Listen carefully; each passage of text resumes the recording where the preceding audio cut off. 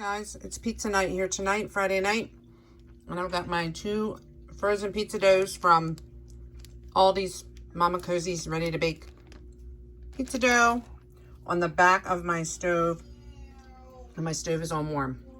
So pretty soon I'll show you what these look like. Okay, it's been a couple of hours, and every once in a while, once it gets defrosted, I use my plastic wrap to just push it to the edge of my pizza pan, and it allows the dough to be relaxed and not spring back. So it's been sitting on the back of my warm stove, and I'm just able to push it out without rolling it out. And this is what I found works for me for Friday pizza night. Sorry about my camera work. I'm not using the tripod today, but see how nice that is? And then you can get ready to, you just press it out. And then you can get ready to top your dough however you like for pizza night.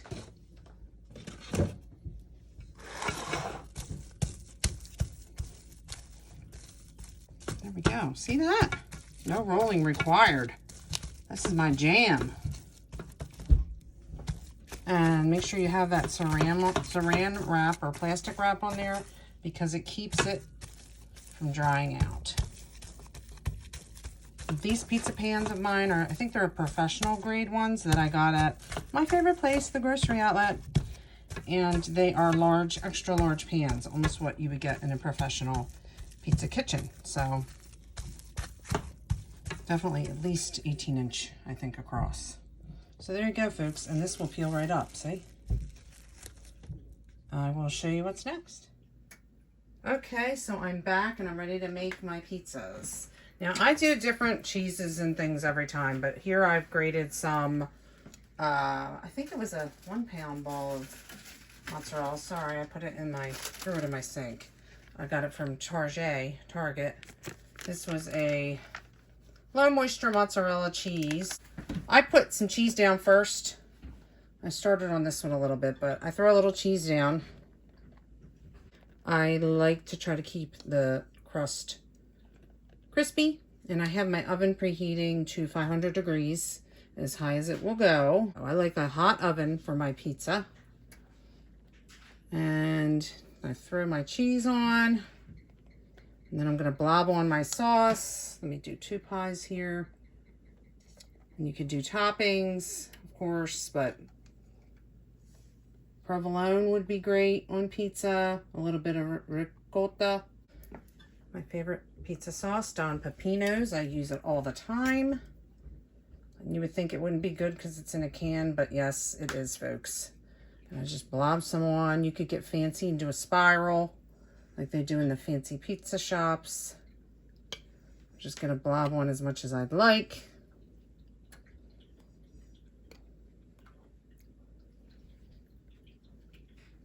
And I'm going to throw a little olive oil, not much, but just a little on there. And then I have a little more cheese here that I grated for another project. It's Monterey Jack. I'm just going to put it on for maximum meltiness. I mean, like I said, there's no rules here. You can do whatever you like. Got my Italian seasoning. I'm going to sprinkle on.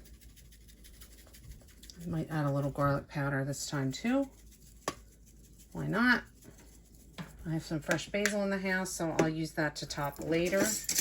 Here's my locatelli. Let me break that up here. And again, use as much as you like with the locatelli. Well, hello, son.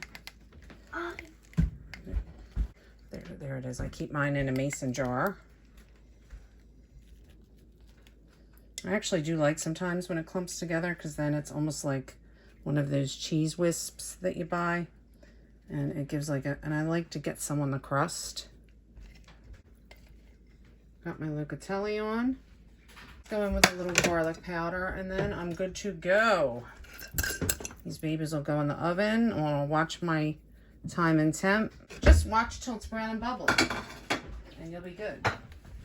All right, I'm going to show you what this looks like when it's done, but look at that. That's a big pizza.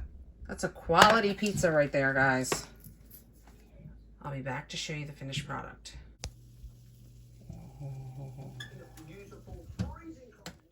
Okay, guys, I just pulled them out of the oven. If you notice, they do shrink back in a little bit, but that's okay. And I've got my basil here, and I'm just going to tear my fresh basil over the top.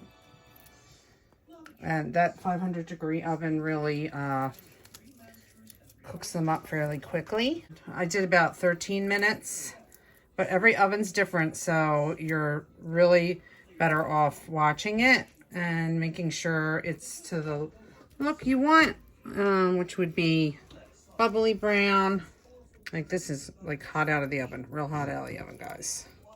So I'm gonna put my basil and then wait till it cools down a little so you don't burn your mouth and get that burnt pizza roof of your mouth, okay?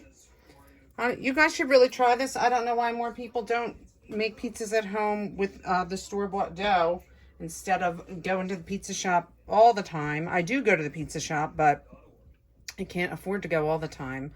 And this is a really, really inexpensive way to have delicious pizza.